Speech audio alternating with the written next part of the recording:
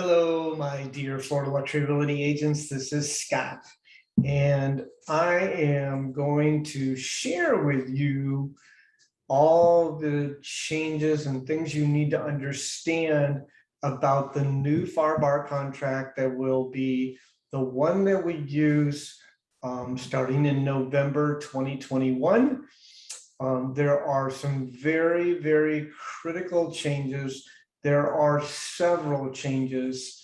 And so it's imperative that you understand all of these terms of which your clients are signing and agreeing to abide to, so they don't find themselves in a bad situation with regards to buying or selling a home. They count on you to know the contract, know the terms, and to guide them appropriately. So you need to take the time and watch this video, and you can ask questions, reach out, because it's imperative that you know these things. So bear with me as I share and instruct you. I'm going to pull up a contract and we're going to kind of go through the changes together. So join me, and thank you very much.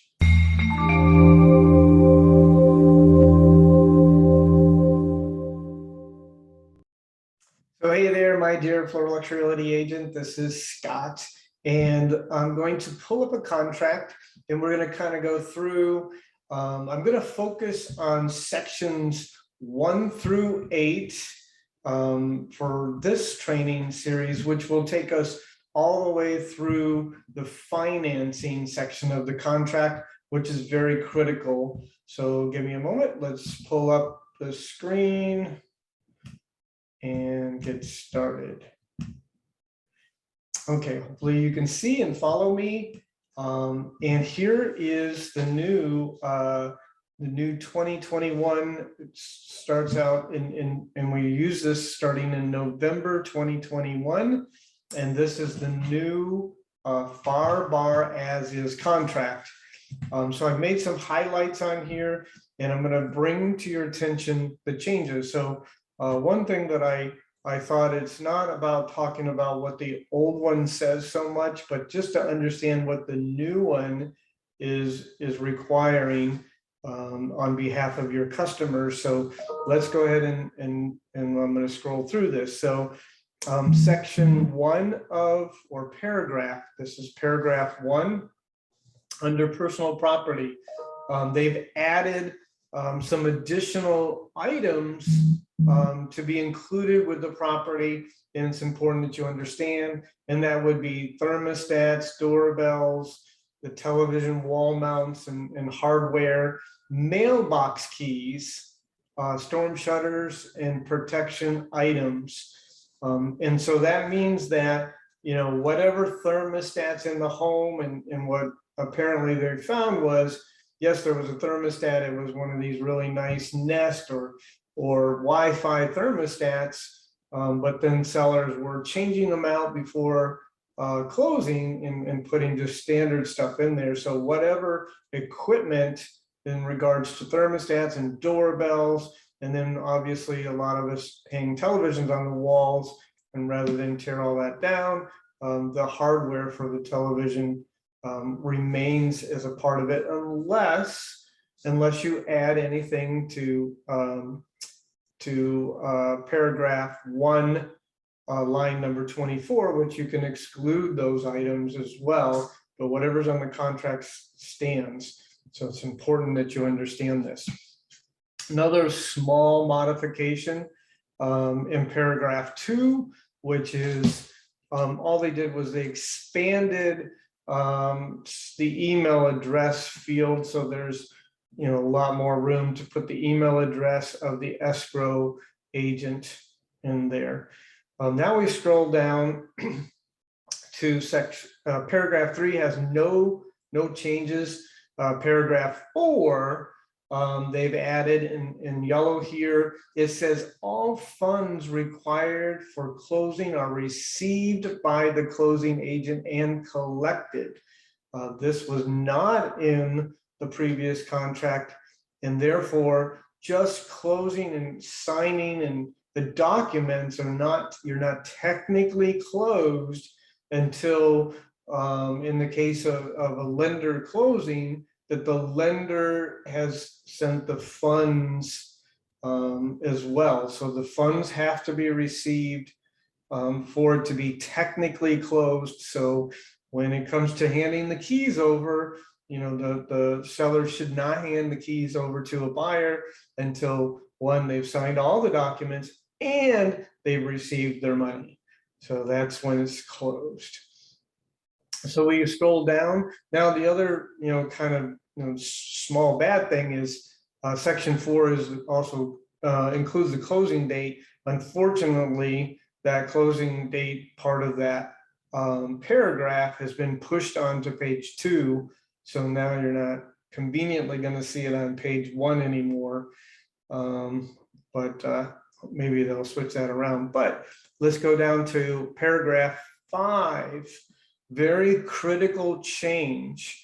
In the old contract, there was provisions, and as well in this one, where a contract can automatically be extended, and it's usually to do with the lender having sent out the 3-day disclosure, you know, to the buyer.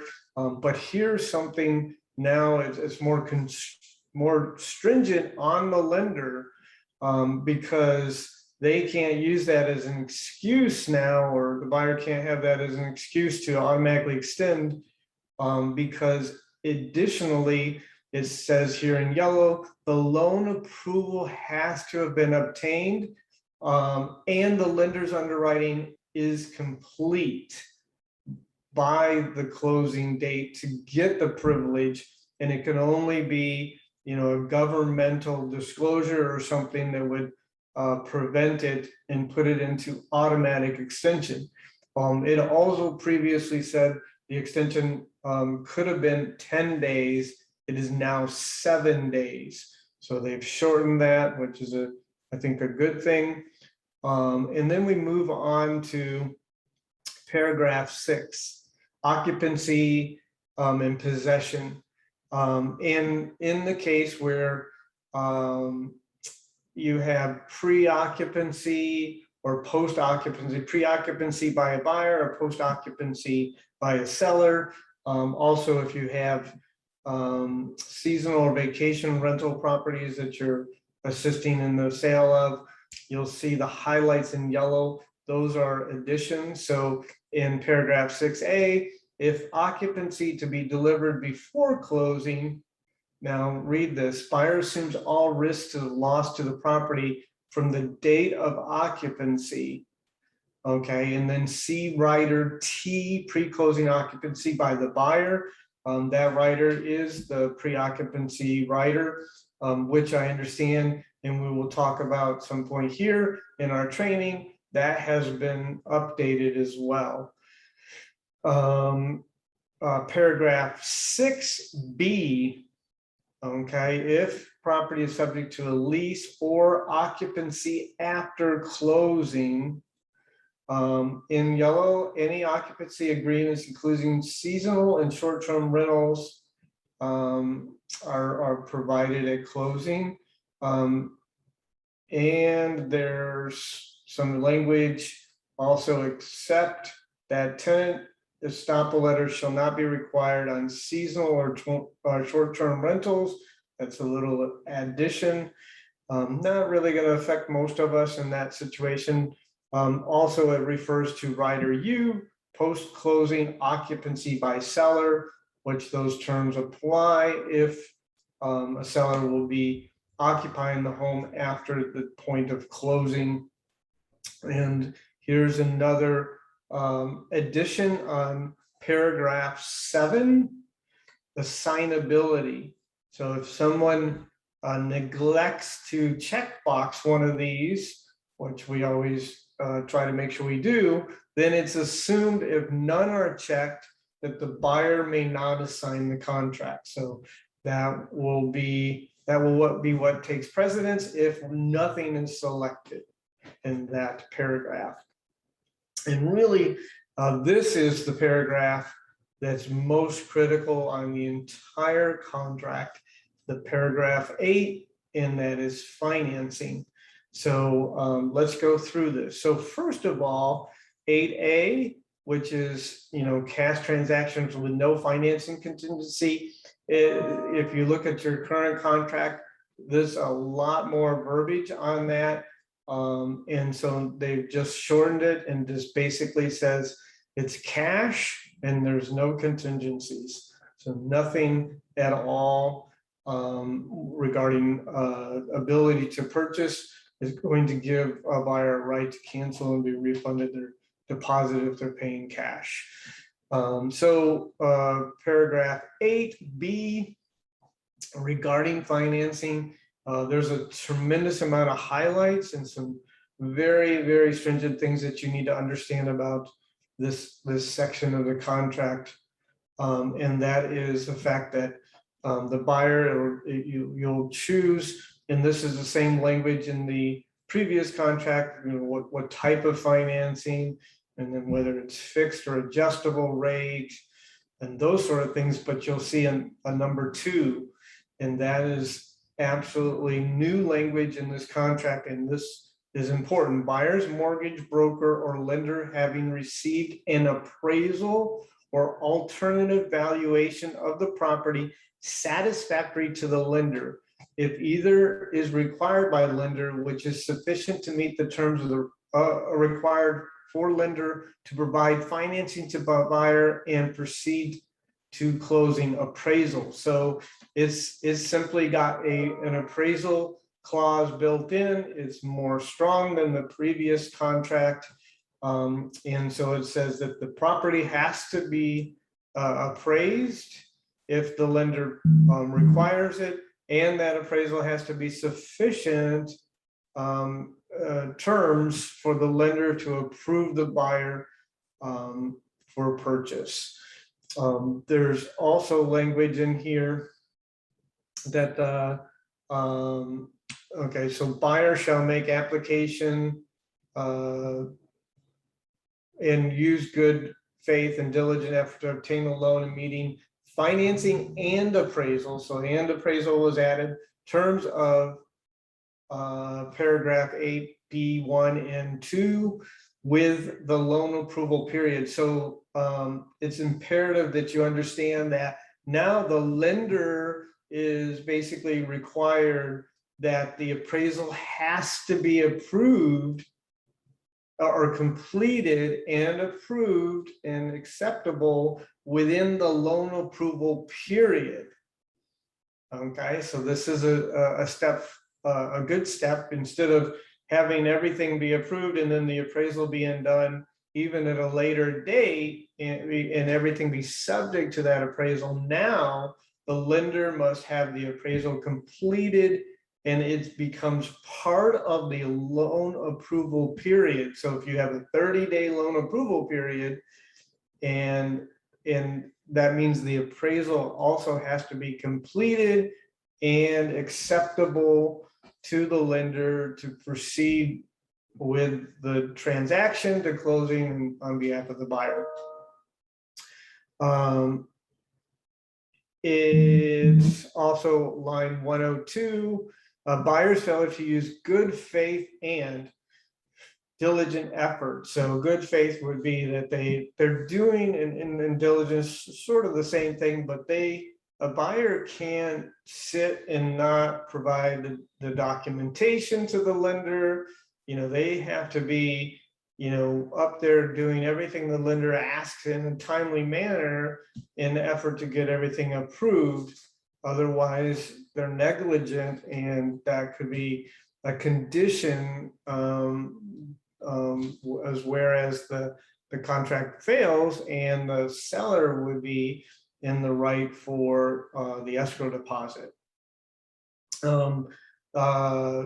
Also, the buyer has to understand if appraisal is required and it needs to be paid up front, that the buyer assumes and does that step in line 105. Line 106. Now this is very, very critical. Buyers shall up on written request, keep seller and broker fully informed of the status of the buyer's mortgage, loan application, loan processing, appraisal, and loan approval, including property-related conditions of loan approval. Buyer authorizes buyer's mortgage broker, lender, and closing agent to disclose such status and progress. So a seller can request from the buyer, from the buyer's mortgage broker, lender, and closing agent updates or status updates on the mortgage loan application, loan processing, appraisal, and loan approval, and then any requirements related to the property condition at any time. Must be in writing upon written request. And so with that said, I have created a form that'll be available to you as well. Seller's request for status updates.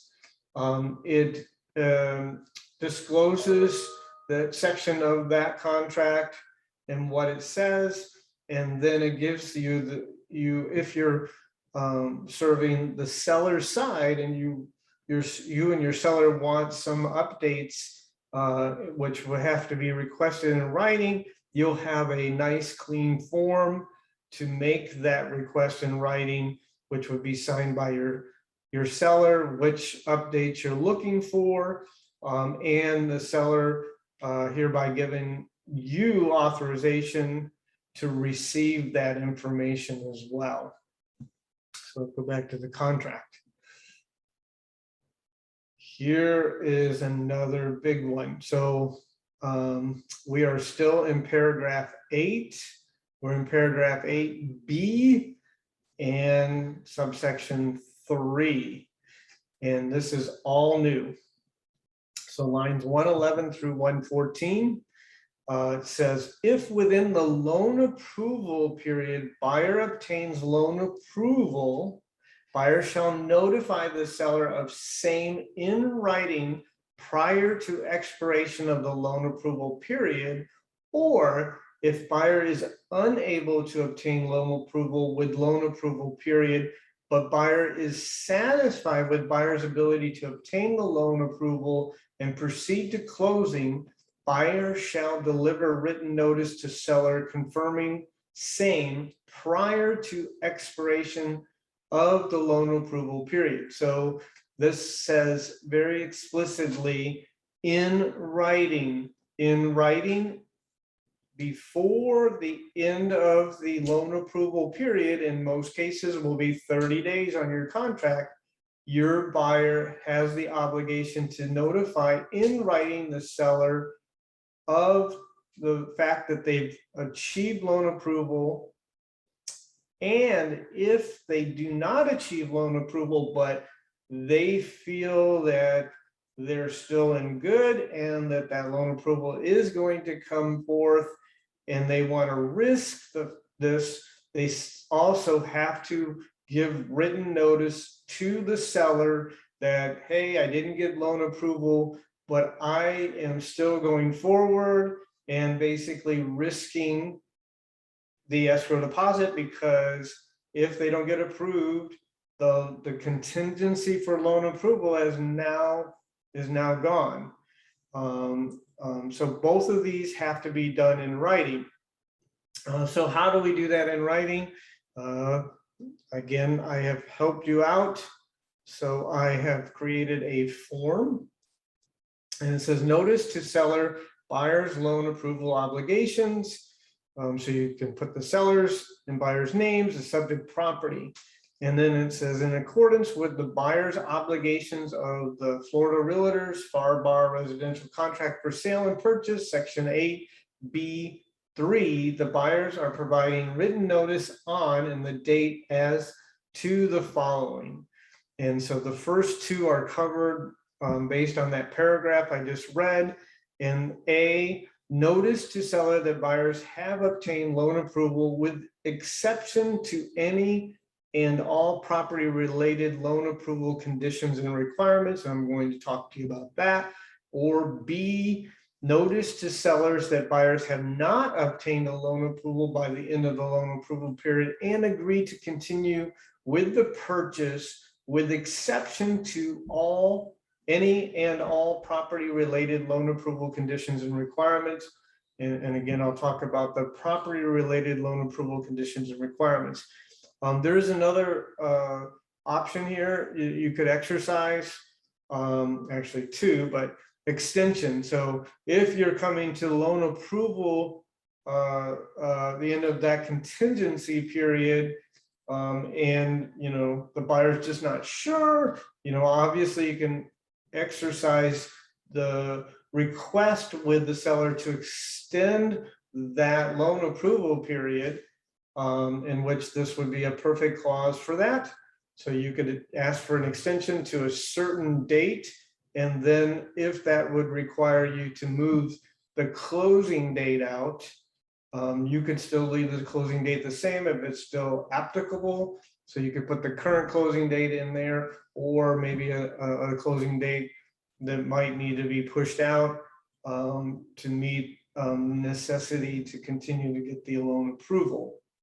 And then option D here is simply a cancellation. So the buyers were unable to obtain a loan approval by the end of the loan approval period, hereby request to cancel the contract and simply be refunded their deposit. So this language is actually taken from the release and cancellation of contracts. So what would be done here is your buyers would, you and your buyers would have a consultation and check the appropriate box that you want to be applicable to, and then the buyers would sign and send it over to the sellers.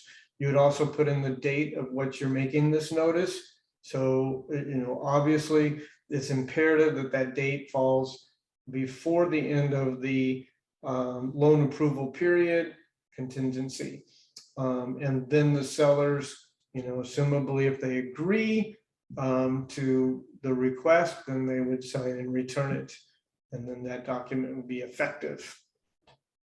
So let's, I also want to share one other document that I created because there's so much, strict regulations, and a lot of this falls on the lender, the lender's performance. I felt it very, very critical that we, maybe create another disclosure or notice to our buyers. And so I created something called the Notice to Buyers Regarding Lender Services, Loan Approval Terms and Obligations. I'm going to quickly read this. The Florida Realtors FAR-BAR residential contract for sale and purchase has very strict obligations regarding your ability to obtain a loan to purchase real estate. As a result, you as the buyers must comply with these obligations, and doing so makes certain that your lender, the lender you have personally chosen to obtain your loan, also abides to these obligations on your behalf. Any failure to perform on your part or the part of your lender may result in harm and loss to you, such as, but not limited to, your right to purchase and unrecoverable cost of inspections, appraisals, and other expenses paid by buyers. In addition, failure of contractual obligations could result in forfeiting the escrow deposit to the seller should your lender not timely provide you written loan approval and timely provide you clear to close in accordance with the terms of the purchase contract between you, the buyers, and the sellers. Florida Luxury Realty nor its real estate agents and affiliates make any representation or guarantee that you will obtain a loan. Your Florida Luxury Realty agent, real estate agent, will follow your personal instructions regarding loan approval obligations and terms from execution of the purchase contract through the completion of closing or cancellation of contract. Florida Luxury Realty nor your Florida Luxury Realty agent hereby advises you to seek independent legal advice, and you acknowledge that Florida Luxury Realty nor your Florida Luxury real estate agent and their representatives have made no legal representations As the buyers, you acknowledge and hereby identify as a hold harmless, but I won't finish that, but you kind of get the gist. It's imperative that that the buyers understand this, and that the buyers kind of keep their lender along with maybe your assistance, to keep within the context of the contract and obligations. Lenders simply don't have any skin in the game, but your buyers do. They have the escrow deposit, and they have the other expenses for inspections and stuff, and all that's at risk. And if the lender fails to perform, it's a tremendous loss to your buyer. So I'm going to continue on in section 8B and number 4. Here is a few new inserts. And let's just read the whole thing. If buyer is unable to obtain loan approval within the loan approval period, or cannot timely meet the terms of the loan approval, all after the exercise of good faith and diligent effort, buyer may terminate the contract by delivering written notice of termination to seller prior to expiration date of the loan approval period, whereupon, provided the buyer is not in default of the terms of the contract, buyer shall be refunded their deposit. So in that document that I had given 4 options, one of them was that the buyer could ask to cancel the contract and be refunded because they didn't get loan approval, after making good faith and diligent effort. And then let's go on to section 5, lines 120 through 125. Some new language. If buyer fails to timely deliver any written notice provided for in paragraph 8B3 or 4 above. So again, I go back to say the written notice is absolutely critical. You're obligated on behalf of your buyer to give written notice to the seller. So that's indeed why I created that form above. To the seller prior to expiration of the loan approval period, then the buyer shall proceed forward with this contract as though paragraph 8A had been checked as of the effective date provided. However, seller, here's something very critical, may elect to terminate the contract by deliver written notice of termination to buyer within 3 days after expiration of the loan approval period.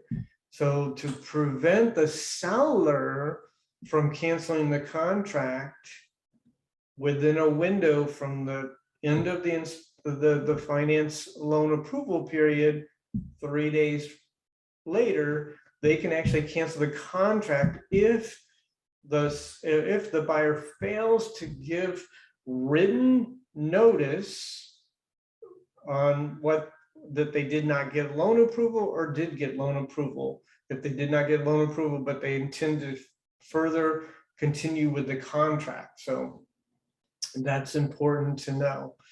Let's go on to lines 126 through 129. And I'm just going to read the whole thing. Obviously, there's the appraisal, specifically excluding the appraisal valuation has been the added conditions, but let me just read the whole thing so you kind of know what the whole paragraph means.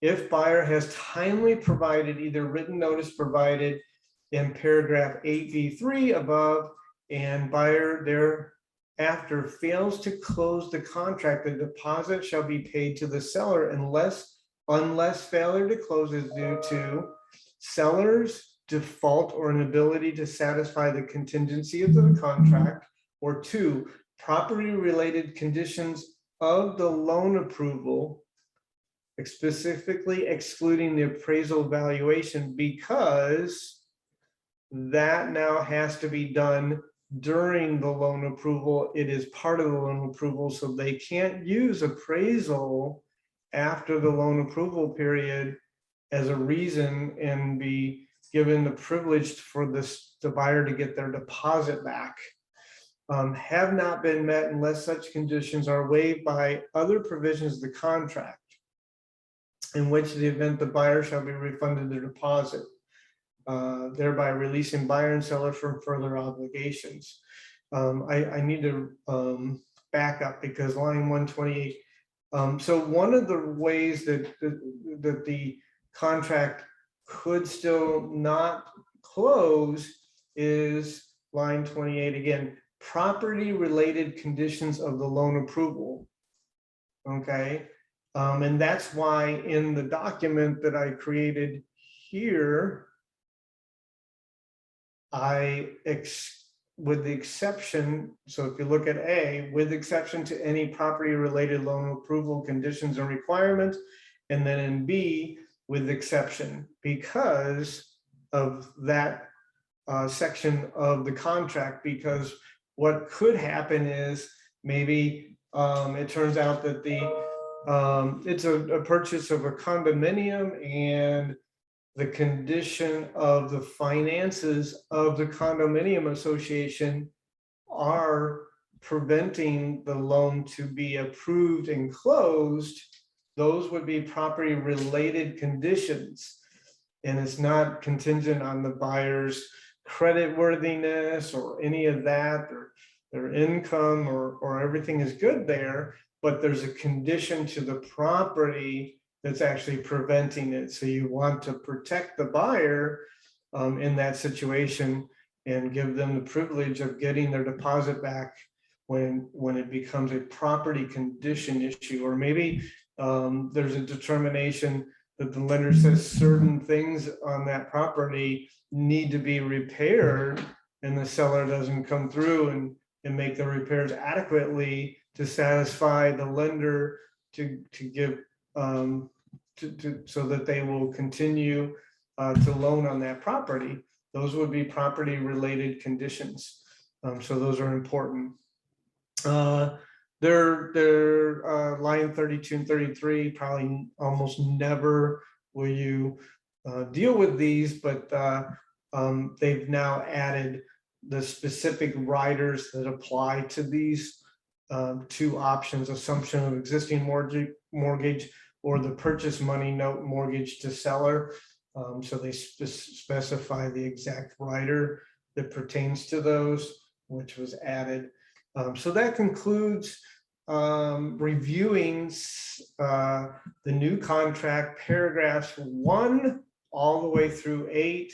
Obviously, paragraph 8 is the most critical. And remember the fact that you have to give written notice before the expiration date of the loan approval period of what the decision is for the buyer, whether they've got loan approval and they're continuing, whether they didn't get loan approval but they're going to risk and continue, whether they're going to ask for an extension on the loan approval period and possibly extend the closing date, or because they can't obtain loan approval within the loan approval period that they are requesting to cancel the contract and be refunded their deposit. So this becomes a very useful document.